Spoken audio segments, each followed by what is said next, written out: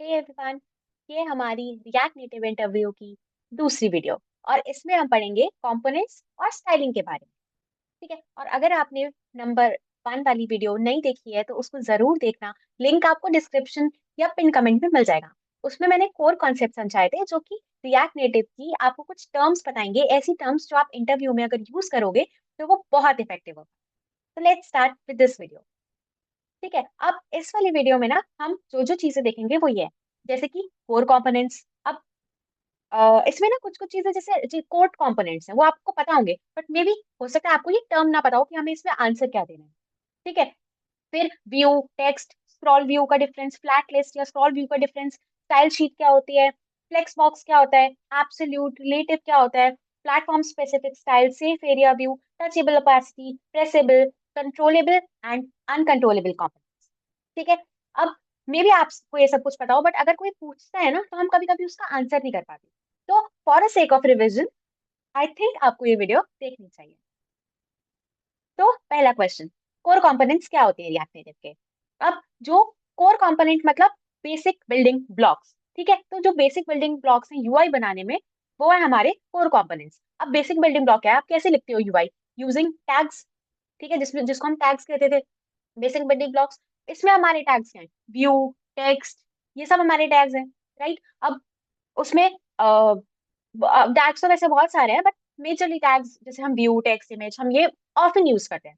Right, और अब ये जो कोर कंपोनेंट्स है ना, वो हमारे प्लेटफॉर्म से हमने लिए हैं। जैसे कि नेटिव कोई भी यूआई है हमारे पास, ठीक है, तो हमने जावास्क्रिप्ट में उसको व्यू लिखा है, बट वो एंड्रॉइड में क्या था, कुछ और होगा। आईओएस में क्या होगा, कुछ और होगा। जैसे आईओएस में ये वो यूआई व्यू हो सकता है। ठीक है, ऐसे ही टेक्स्ट होगा, वो आईओएस में जैसे यूआई लेबल हो गया, एंड्रॉइड में टेक्स्ट व्यू हो गया। जो भी होता है, तो सारी जो ये कोर कंपोनेंट्स है वो एंड्रॉइड में अलग और आईओएस में अलग होते हैं। ये तो वैसे हम फर्स्ट वीडियो में भी देख चुके हैं, राइट, इतना तो आपको आइडिया होगा। तो जो कोर कंपोनेंट्स क्या हुए, जो टैग्स जो हम यूज कर रहे हैं, view, text, image, etcetera etcetera. ठीक है, अब हमने ये तो पढ़ लिया था कि रिएक्ट नेटिव वैसे एचटीएमएल नहीं रेंडर करती, तो जैसे मैं टैग्स कह रही हूँ तो वो आप समझ गए, राइट। और ये क्या यूआई कंपोनेंट्स कैसे रेंडर होते हैं, native UI components using JavaScript, ये हमें पता है, राइट। अब व्यू, टेक्स्ट और स्क्रॉल व्यू में क्या डिफरेंसेस है? व्यू, व्यू क्या होता है? आपको कुछ कंटेंट लिखना है, आपको उसका एक रैपर चाहिए, तो वो व्यू होता है। तो व्यू क्या होता है?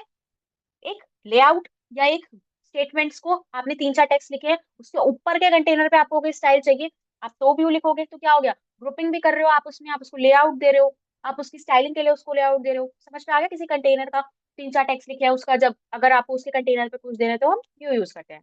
ठीक है, अब उसमें हम सिंपल जैसे स्टाइल है, हम स्टाइल दे सकते हैं कैसे भी, राइट। अब व्यू के अंदर कभी भी टेक्स्ट नहीं डालना है, क्रैश हो जाएगा। ठीक है, तो हमें इसमें क्या करना है, सिर्फ लेआउट करेंगे और फिर स्टाइलिंग कर देंगे। व्यू का काम सिर्फ इतना होता है। टेक्स्ट, टेक्स्ट ऑब्वियसली बता रहा है कि हम इसके अंदर टेक्स्ट ही डालेंगे। अब इसमें नेस्टिंग भी हो सकती है टेक्स्ट के अंदर, अगर आपने दोबारा से टेक्स्ट यूज कर लिया तो कोई दिक्कत नहीं होगी, कुछ नहीं दिक्कत होगी। ठीक है, व्यू के अंदर भी कुछ भी डाल सकते हैं, कोई दिक्कत नहीं। ठीक है, और सारा टेक्स्ट टेक्स्ट के अंदर ही जाता है, यही एक टैग है जिसके अंदर आपको टेक्स्ट डालना है। ठीक है, तो और आप किसी के अंदर कोई टेक्स्ट नहीं डालेंगे। ठीक है, स्क्रॉल व्यू, स्क्रॉल व्यू क्या होता है, खुद बता रहे हैं, स्क्रॉल हो रहा है वो। ठीक है, व्यू एक लेआउट, एक कंटेनर जिसमें चीजें स्क्रॉल हो रही हैं, मतलब एक लिस्ट। ठीक है, तो जो आपने कंटेंट बनाया वो स्क्रॉल हो जाएगा, वर्टिकली या हॉरिजॉन्टली कैसे भी हो सकता है, वो भी उसमें हम उसमें प्रॉप्स होते हैं। ठीक है, अब ये क्या करता है, स्क्रॉल व्यू में जितनी लिस्ट है ना एक बारी में लोड कर देता है और एक बारी में रेंडर कर देता है। ठीक है, तो जैसे यूज कैसे करते हैं, स्क्रॉल व्यू बना लिया पेरेंट, फिर उसके अंदर जैसे हमने एग्जाम्पल दिया हुआ है दो टेक्स्ट। अब इसमें अगर आप 10 की लिस्ट डालोगे तो आप स्क्रॉल कर पाओगे। अब आपको कैसे स्क्रॉल करवाना है, इधर करवाना है कि वर्टिकल करवाना है, वो आप इसमें डाल सकते हो प्रॉप में, स्क्रॉल व्यू। ठीक है, जैसे इसमें प्रॉप होता है ना हॉरिजॉन्टल, तो उसमें आप टू लिख दो, ऐसे ऐसे करके आप कर सकते हो। शो वर्टिकल स्क्रॉल इंडिकेटर ऐसे करके भी होता है, उसमें भी आप ट्रू फॉल्स कर सकते हो। तो जो लाइन होती है ना वो भी हम बंद खोल कर सकते हैं। आ गया ना याद? अब इसमें लॉन्ग लिस्ट नहीं करते, क्यों नहीं करते? क्योंकि एक अभी मैंने बताया ना कि एक बारी में सारा कुछ रेंडर कर देता है, इसलिए हम इसमें लॉन्ग नहीं लेते। अगर एक बारी में सारा कुछ रेंडर करेगा तो पहली बारी में जब डेटा आएगा तो वो बहुत लेट हो जाएगा। ठीक है, हो गया स्क्रॉल व्यू भी डिवाइस। ठीक है, अब फ्लैट लिस्ट और स्क्रॉल व्यू में क्या डिफरेंस है? दोनों चीजें लिस्ट दिखाने के लिए यूज होती है। ठीक है, तो डिफरेंस क्या है, हमें कब क्या यूज करना है ये हमें कैसे पता चलेगा? ये बहुत अच्छा क्वेश्चन है कि कब क्या यूज करना है। ठीक है, इसमें कंफ्यूज हो जाती है क्योंकि लिस्ट ही रेंडर हो रही है। क्यों? परफॉर्मेंस। स्क्रॉल व्यू एक बारी में सब कुछ रेंडर कर देता है। ठीक है, बहुत ज्यादा मेमोरी हो गई, लोडिंग टाइम बहुत ज्यादा हो गया। ठीक है, फ्लैट लिस्ट उतना ही रेंडर करता है जितना स्क्रीन पे विजिबल है। या फिर आप इसमें ना इनिशियल लोड करके भी डाल सकते हो, जैसे जैसे आप इसमें अगर 3 डाल दो तो 3 ही आइटम लोड। ठीक है, आप ये भी कर सकते हो। अब जो जैसे कि लार्ज डेटा आ गया, स्क्रॉल व्यू क्या करेगा, एक साथ लोड कर देगा, बहुत टाइम लग जाएगा। फ्लैट लिस्ट क्या करेगा, जैसे जैसे आप स्क्रॉल करते रहोगे लोड होता रहेगा। सीमलेस और फास्ट दोनों दे दिया किसने, फ्लैट लिस्ट ने। समझ आ गया स्क्रॉल व्यू कब यूज करना है, जब शॉर्ट लिस्ट हो, फटाफट रेंडर चाहिए और सारी एकदम से रेंडर चाहिए, शॉर्ट लिस्ट हो। लॉन्ग लिस्ट जब भी होगी हमें फ्लैट लिस्ट ही यूज करना है। ठीक है, कैसे करना है उसका भी एग्जाम्पल दिखाया हुआ है मैंने। फ्लैट लिस्ट के अंदर डेटा प्रॉप है, रेंडर आइटम है कि आपको हर आइटम का यूआई कैसा चाहिए वो बता सकते हैं। की एक्सट्रैक्टर मतलब हर आइटम की यूनिक आईडी। ठीक है, अब ये तो आपको याद हो गया ना कि स्क्रॉल व्यू छोटे कंटेंट के लिए और फ्लैट लिस्ट बड़े कंटेंट के लिए। या कोई सर्वर से लिस्ट आ रही है जिसका आपको पता ही नहीं है कि कितनी हो सकती है। ठीक है, अब स्टाइल शीट क्या है? ये हमने पिछली वीडियो में भी देखा था, बट वहां ठीक से एक्सप्लेन नहीं किया था क्या करना है। ठीक है, स्टाइल शीट क्या होता है, जैसे कि अगर आपने व्यू लिया, हमने जैसे अभी यहाँ पे पीछे देखा ना, मैंने यहाँ पे स्टाइल फिर पैडिंग दे दी स्टाइल में। राइट, अब ये क्या होता है, गलत तरीका होता है। क्यों होता है, इसको हम कहते हैं इनलाइन स्टाइलिंग। जो हमने उसी टैग में कर दी वो होती है इनलाइन स्टाइलिंग। ठीक है, ये अच्छी नहीं होती, क्योंकि जब जब आपकी कोई स्टेट चेंज हो रही है ना आपकी यूआई में, क्या होता है, यूआई रेंडर होता है दोबारा जब भी कोई स्टेट चेंज हुई। अब जब यूआई रेंडर हुआ ना दोबारा, तो वो इनलाइन स्टाइल्स भी दोबारा रेंडर हुए, जबकि उनकी जरूरत नहीं थी। ठीक है, इस वजह से जो इनलाइन स्टाइलिंग होती है वो री रेंडर होती है, इसीलिए वो खराब होती है। अब ये जो स्टाइल शीट है ना, ये री रेंडरिंग को और वो जो स्टाइल्स के रिक्रिएशन होते हैं, जो मेमोरी बन रही होती है, उन सबको रोक देता है। ठीक है, तो अगर आपकी स्टाइलिंग में कोई चेंज नहीं आया है तो वो उस चीज को रेंडर नहीं करेगा। तो अब वो हम कैसे यूज करते हैं, स्टाइल शीट डॉट क्रिएट, फिर उसके अंदर हम पैरेंथेसिस में वो स्टाइल्स पास करते जाते हैं। ठीक है, अब हम इसको बॉक्स, जैसे मैंने यहाँ बॉक्स में पैडिंग 10 दिया, हम इसको यूज कैसे करेंगे, view style equals to single braces में हम लिख देंगे स्टाइल्स डॉट बॉक्स, ऐसे करके हम इसको यूज कर सकते हैं। ठीक है, अब ये स्टाइल शीट और क्या करता है, आपने एक ही जगह सीएसएस लिखी, अब क्या है ना, उसी में अगर इनलाइन लिखते जाओगे तो जो कोड कितना बल्कि लगेगा, और मेन फंक्शन ढूंढने में, जो आपकी फंक्शनैलिटी चल रही है उसमें आपको ढूंढने में ना बहुत टाइम लग जाएगा। तो ये क्या है, सीएसएस नीचे, आपकी फंक्शनैलिटी ऊपर, स्टाइलिंग नीचे, कोड क्लीन रहता है ना, पढ़ने में आसानी होती है बाद में। फ्लेक्स बॉक्स वैसे तो मतलब इसमें ऐसा कुछ खास नहीं है, बट जस्ट फॉर रिविजन आपको थोड़ा ध्यान आ जाएगा, मे कभी कभी इंटरव्यू लिखवा के भी देख लेते हैं ना। तो जैसे वेब में क्या होता था, सीएसएस में जब हम फ्लेक्स करते थे तो क्या होता था, और रिएक्ट नेटिव में क्या होता है, ये देख लेते हैं। वेब में जो डिफॉल्ट डायरेक्शन होती है वो रो होती है, और रिएक्ट नेटिव में कॉलम होती है, क्योंकि चीजें ऐसे चलती है। वेब में चीजें ऐसे चलती है, तो उसमें रो होती है और इसमें कॉलम होती है। अब ये बाकी नंबर्स आप कुछ भी, जैसे रिएक्ट नेटिव में ना हम जनरली नंबर डालते हैं, पैडिंग क्या है 10 है। अब वो पिक्सल के हिसाब से डालनी है वो आप कर सकते हो, उसको आप पिक्सल के हिसाब से भी डाल सकते हो। ठीक है, मतलब वो सब हम अपनी ऐप में कस्टमाइजेशन बना लेते हैं।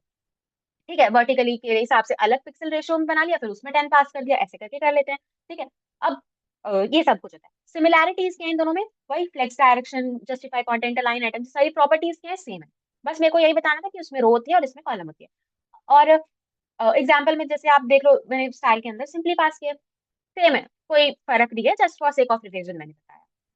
एब्सोल्यूट और रिलेटिव, आई अंडरस्टैंड, आपको पता होगा बहुत जगह ये यूज किया होगा, पर कभी कभी हम नहीं बता पाते हैं। रिलेटिव क्या होता है, रिलेटिव मतलब रिलेटिव, राइट, किसी के रिलेटिव। अब क्या है, तुम अपनी पोजीशन, वैसे बाय डिफॉल्ट ना ये ऑलरेडी अप्लाइड। ठीक है, पोजीशन क्या है, अपने रिलेटिव। जैसे तुम्हारा अगर कोई यहाँ पे कंटेनर, यहाँ पे कंटेनर, इन दोनों की रिलेटिव पोजीशन से हम पोजीशन रिलेटिव लगाएंगे। लेकिन एब्सोल्यूट मतलब क्या है, इसको अगर मैंने एब्सोल्यूट करा और ये मेरा पेरेंट है, तो पेरेंट के स्टार्टिंग पे आ जाएगा, मतलब सोचो पेरेंट के ऊपर, जहां से पेरेंट की स्टार्टिंग हो रही है। ठीक है, तो रिलेटिव क्या करता है, सिबलिंग्स, सिबलिंग को अफेक्ट करता है, और एब्सोल्यूट क्या करता है, पेरेंट की पोजीशन से अलाइन हो जाता है। पेरेंट अगर यहाँ से शुरू हो रहा है और पहले वो यहाँ से अगर हो रहा था एब्सोल्यूट वाला, तो वो यहाँ पे आ जाएगा, इसके ऊपर यूआई दिखेगा हमें। ठीक है, फिर वो हम जेड इंडेक्स वगैरह से सब कुछ मैनेज करेंगे। ठीक है, आई होप आपने यूज तो कर ही रखा होगा, आई एम डेफिनेटली श्योर आपने यूज किया होगा, but just for sake of revision. और यूज केसेस क्या क्या होते हैं, एब्सोल्यूट के मॉडल खोलना है आपको, किसी स्क्रीन के ऊपर आपको मॉडल खोलना है, आप एब्सोल्यूट यूज करोगे। फ्लोटिंग बटन, किसी बटन को आपको स्क्रीन के ऊपर लाना है, साइड में लाना है, थोड़ा इधर उधर करना है, वो सब कुछ आप इन पोजिशन की हेल्प से करते हैं। ठीक है, प्लेटफॉर्म स्पेसिफिक स्टाइल्स, अब ये क्या होता है, इसमें ना जैसे रिएक्ट नेटिव है, वो आपको प्लेटफॉर्म डॉट ओएस देता है। प्लेटफॉर्म कहाँ से आता है हमारा, ये रिएक्ट नेटिव, जब हम इंपोर्ट करते हैं ना रिएक्ट नेटिव से चीजें, तो हम उसको प्लेटफॉर्म में इंपोर्ट कर लेते हैं। अब प्लेटफॉर्म डॉट ओएस अगर iOS है तो हमने ये अप्लाई कर देना है, अगर एंड्रॉइड है तो हमने ये अप्लाई कर देना है। सिंपल हो गया, प्लेटफॉर्म स्पेसिफिक स्टाइल्स। जैसे हमें कोई व्यू लिख रहा है, उसमें हमें iOS में तो हमें नीचे पैडिंग 20 चाहिए, एंड्रॉइड में हमें 10 चाहिए। ठीक है, उस हिसाब से हम इसे चेक मार देंगे, सिंपल। फाइल्स भी बना सकते हैं platform specific, but it's not recommended, हम जब रिएक्ट नेटिव ही यूज कर रहे हैं, क्यों कोड दो दो बार लिखें, राइट। अब प्लेटफॉर्म स्पेसिफिक से क्या है, कोड ऐसा लगेगा कि आपने उसी ऐप के लिए ये वाला कोड बनाया। ठीक है ना, तो ये चीज बहुत अच्छी होती है। ठीक है। अभी नेक्स्ट सेफ एरिया व्यू।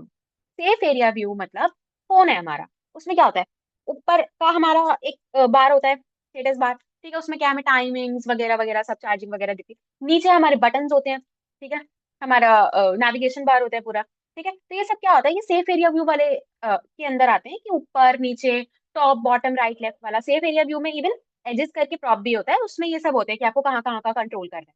ठीक है, तो इसमें क्या होता है, हम इसको मैनेज कर लेते हैं कि हमें ऐप को है, कभी कभी हमें नीचे वाली चीजें ऐप के अंदर लेनी है, हमें नहीं लेनी है। हमें कभी कभी इसमें भी प्लेटफॉर्म का चेक मारना पड़ जाता है, iOS में हमें वो चीज नहीं चाहिए, बट एंड्रॉइड में हमें स्टेटस बार इंक्लूडेड चाहिए ऐप में, तो वो चीज कर लेते हैं। ठीक है, इसका आप एक बार कोड डेमोन्स्ट्रेशन देख लेना, बट थ्योरेटिकल आई गेस आपने समझ लिया होगा।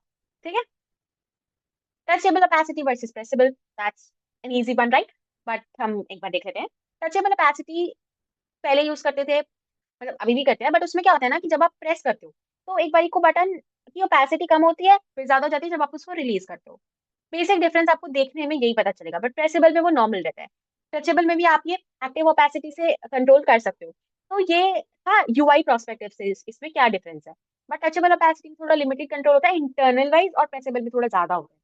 मुझे पर्सनली कुछ नहीं लगता है, बट बस वो ये मेरी इज ऑफ कन्वीनियंस, और जैसी जैसी आपको जरूरत हो, बट रिकमेंडेड ये होता है कि आप फ्लेक्सिबल यूज करो। जैसे अगर आप iOS वगैरह में थोड़ा देखते हो ना, थोड़ा सा इशू ना आए, इस वजह से फ्लेक्सिबल ज्यादा अच्छा रहता है। मैंने यहाँ लिखा भी है कि फ्लेक्सिबल ज्यादा फ्लेक्सिबल है और रिकमेंडेड होता है इन मैप्स के लिए। वो यूज करोगे तो आप ज्यादा अच्छा रहता है, आपके सब कुछ कंट्रोल में होता है। और जैसे कि ये फंक्शन दिया है ना, प्रेस्ड वाला, उसमें टेक्स्ट है फिर क्लिक हो रहा है, तो ये सब कुछ आप प्रेसेबल के अंदर डालते हो, मतलब यू गॉट इट राइट। तो आई होप आप समझ गए। वैसे तो देखो इसमें कुछ नहीं है, बस यही है कि प्रेसेबल रिकमेंडेड है, और जब टच करते हो तो बाय डिफॉल्ट वो ऐसे क्लिक नहीं होता, उसकी opacity कम नहीं होती, नॉर्मल रहता है और फंक्शन एग्जीक्यूट होता रहता है। पर टचेबल opacity में opacity पहले डिक्रीज होती है, जब आप रिलीज करते हो तो वापस आती है। ठीक है, यूआई बेस्ड में यही, यूआई बेसिस पर यही डिफरेंस है। अब कंट्रोल्ड एंड अनकंट्रोल्ड फंक्शन, जो कंट्रोल्ड होते हैं ना, उसमें आपके हाथ में सब कुछ है। फॉर एग्जाम्पल स्टेट, रिएक्ट में आपने यूज स्टेट से कुछ लिया। अब मैं देखो इस एग्जाम्पल में आप देखो, टेक्स्ट इनपुट में वैल्यू में टेक्स्ट दे रही हूँ, ऑन चेंज टेक्स्ट में सेट टेक्स्ट दे रही हूँ। तो इसमें क्या है, मेरे हाथ में वैल्यू टेक्स्ट है, जो मैं लिखूंगी ना वो मेरे हाथ में है कि टेक्स्ट में क्या सेट होगा, डायनेमिक चलेगा, रन टाइम पे चलेगा, सब कुछ कंट्रोल्ड है। अनकंट्रोल्ड में क्या है, जो कि इंटरनल मैनेज होगा, आपने कोड लिख दिया, आप उसको डायनेमिक रन टाइम पर छेड़छाड़ी नहीं करोगे उसके साथ, लेस कंट्रोल है आपके पास उसका। जैसे कि टेक्स्ट इनपुट में हमारे पास प्रॉपर है डिफॉल्ट वैल्यू, इसमें हम पहले की वैल्यू डाल देते हैं कि आपका इसमें लिखा हुआ क्या आएगा, ये डिफॉल्ट वैल्यू है ये। तो इसमें क्या है हमारा, वो है हमारा अनकंट्रोल, उसको आप रन टाइम पे कंट्रोल नहीं कर। ठीक है, बट स्टेट वाले को आप क्या करो, आप पूरे कंट्रोल आपके हाथ में कि आपको क्या डालना है कैसे डालना है। ठीक है, तो ज्यादातर ऑब्वियसली ये प्रेफर्ड होता है कि हम कंट्रोल यूज करें, बट अनकंट्रोल भी यूज करना होता है। बट अगर आपके हाथ में जहां जहां हो तो आपको कंट्रोल ही यूज करना है, जब डीबग करेंगे तो कोड को बहुत अच्छा रहता है कंट्रोल। ठीक है, ये जस्ट एग्जाम्पल था। ओके, सो यार आई गेस आपको ये क्वेश्चंस अच्छे लगे हों, इंपॉर्टेंट लगे हों, और आपके रिवीजन में इन्होंने कुछ हेल्प की हो। तो यार और वीडियोस के लिए सब्सक्राइब करना चैनल को। और अगर आपने फर्स्ट नहीं देखी, आप कोर कॉन्सेप्ट्स जैसे कि कौन कौन से थ्रेड्स होते हैं, कैसे काम करता है, ब्रिज क्या होता है, मेट्रो बंडलर क्या होता है, ये सब कैसे चलता है, रिएक्ट नेटिव एक्चुअली चलती कैसे है, नेटिव को कैसे रेंडर कर पाती है, अगर आपको ये सब देखना है तो फर्स्ट वीडियो जरूर देखना।